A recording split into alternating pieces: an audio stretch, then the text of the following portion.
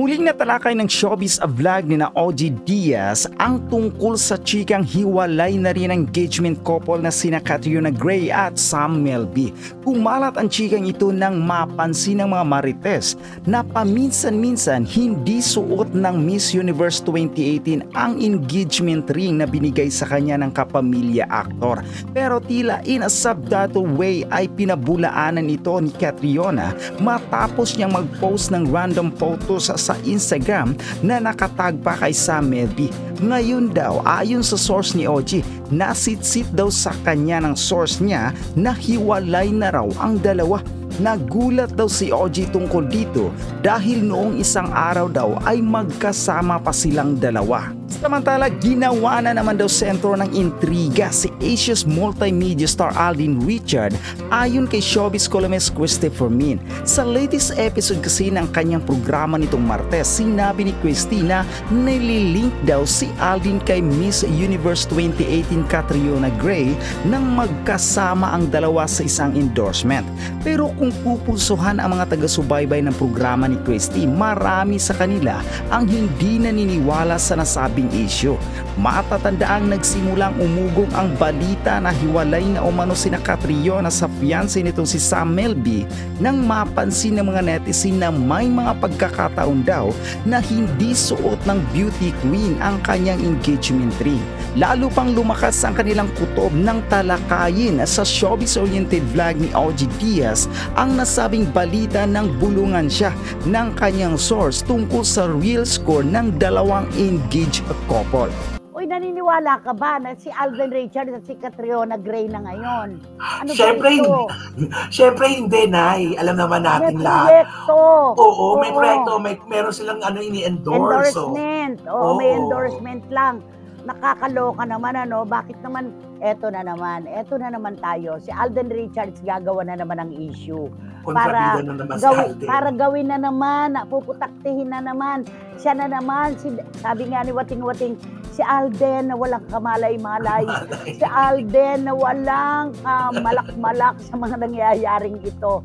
Pero ayan, pinagbibintangan na naman, di ba? Nako, kakaloka. Ay, hindi ako naniniwala. Sabi niya, si Alden lahat na lang, sabi ni John ito si Alden lahat na lang, inililink sa kanya kahit hindi naman totoo para lang magkaroon sila ng issue. Yun daw inililink para magkaroon ng issue. Diba? Parang ganon. Oo. Eh, hindi naman totoo eh. Meron lang pong ine-endorso kaya lagi magkasama ngayon. Diba? Ay nako, nakakaloka ha. Ito. Ewan ko lang kung ano itong laman itong iba pang ano dito. Nako, hindi ako naniniwala kay Alden at saka itong kay Catriona. Hindi totoo yan. Yung sa kanila din naman ni Sam, hindi ko rin pinaniwalaan. Ay, eto si Juris, nagpadala ng mensahe. Siguro wala pang trabaho sa Google. Itong si Juris ngayon, bakasyonista pa, no? Sabi niya, hindi po kami naniniwala na si Alden Richards ang ipinalit ni Catriona kay Sam. Nagkasama lang naman sina Alden at Catriona sa isang endorsement.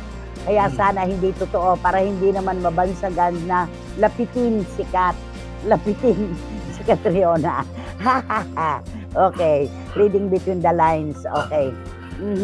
Nako, Jo Florendo, naniniwala ka ba? Ikaw, Jun Morondos, Louie Tolentino, naniniwala ba kayo? Ayan. Ako sabi ni Herminia Carion, Nay, ewan ko ba sa cellphone ko?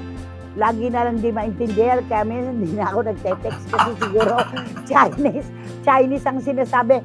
Oo anak, lahat ng lengguwahe. Grabe, nakakaloka yung telepono ni Herminia Carion. Oo, hindi ko talaga maintindihan. Di bali anak, nakakaunawaan ang mga puso natin. Ano? Si Tisoy at si Catriona na raw? Malaking no! Wag ako! Sabi ni Edilitada. May malaking no talaga. Ika Edilitada, hitad ka rin naman Diba? Kung bakit kasi doon pa nag-drip-drip ng gluta, may tamang lugar, Miss Mariel. Doon mo yan gawin. Sabi ni Edilitada. Talaga ayaw nila iwanan. Nakakaloka talaga. Grabe. Hindi rin ako naniniwala na sina Catriona at Alden na ngayon. Siguro gusto lang mapag-usapan itong kampo ni Catriona kaya si Alden na naman ang kinakalampag. Ay nako, si Mayang, si Boycie at iba pa ay hindi sila papayag na magamit na naman si Alden sa isyong ito. Di ba? Eto. Galit si Tita Julie Paras. Ayan na. Kung sino man ang nag-invento na sina Alden at Catriona na ngayon, ang sarap niyong konyatan sa ulo. Ukutusan. Nasabit na naman si Tusoy ko, nanay. Pagkatapos nilang pagpistahan sa Katniel issue, ngayon si Catriona naman at Sam, hoy, lubayan nyo si Tusoy ko. Sabi niya, si Mayang. Alam mo, Mayang, ikaw ang kukutusan ni Freely pagka ganyan ka. Ayun, sabi ni Tita Nene Ulanday. Okay. Sina Joey at Irma Lugtu. Nakatutok daw palagi. Joey and Irma Lugtu. Ayan, maraming salamat mula kay Tito Abel at Tita Nene Ulanday. Nako, eto na. Baka naman daw nagpo-promo lang si Mariel ng produkto ng ginamit niya. Ay, nako, baka sa live selling na yan, sabi ni Neneng Potot Gensoli. Yun yung, isa pa yun na hindi nakaganda, ano. Yung tinuloy-tuloy niya doon sa live selling, di ba? Na parang walang sincerity talaga. Ay, nako, ewan ko, hindi ka mauunawaan talaga. Ewan ko ba? Nakakaloka. Ayan, babanggitin ko nga muna itong Magic Hertz. Pinadala na ko ng mag. Ni Beaver Magtalas. Napakagwapo na ni Beaver ngayon. Ni pelikula yan, di ba, Nay? Oo, nakilala ko siya. Nakita ko siya sanggol muna. Tapos lumaki-laki na. Ngayon, binatang gwapo-gwapo na. Anak ni Alvin at ni Filipina Magtalas ng Hunter Valley. Naku, ayan, Magic Heart, salamat sa ipinadala mo. Ayan, thank you so much. Gusto ko yung tambalan nila, no? Ang itinatambal kasi sa kanya doon, yung si Mutya ba yun? Mutya. Mas gusto ko yung Maxine. Oo. Yung pelikula kasama niya si Dennis Padilla. Yes, interview si Dennis. At saka yung babae nag-uumiyak. Yung iyak ng girl. Di ba? Sa totoo lang. Gusto ko lang sabihin, mas bagay si Beaver Magtalas at saka yung... Kasi hindi ko gusto itama. Kadami namin. Napanood namin interview, hindi namin gusto itabas ng dila nung Mutya. Naku, magiging kutya yan. Magiging kutya. Oo, parang...